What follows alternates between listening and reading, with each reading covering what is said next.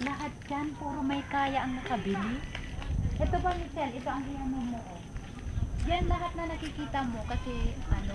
Pero ang street lang ang pangit lang nila. Pero pagaganda Oo, yun. pero dito nga. Ito yung Oh, di ba ang fantastic. ganda yung ano niya, location niya? Nalamiis. Magalang-lamig. Alam mo, ito na yung amom DJ. Nakita mo nga, kwa ijay. Deta ne, pwede tayo mag-jogging through Robinson. May diretso dito. Alam ko na eh. Pero kung pagaganda yun ito. Simula dun sa punong yon.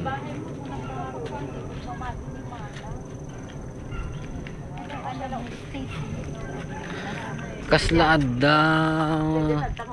Kasla sinakop da deta. Kwadjay siya nagpatakder dati. Maikat to siya. Nag-usap kami na yun kasi hindi nila alam Once na yung pumunta, ang sabi ko, parang lang tayo ng engineer. engineer pa ano pagka nabili na ito Kung ano adda man ka ang Adda kung ano sinakop da nga.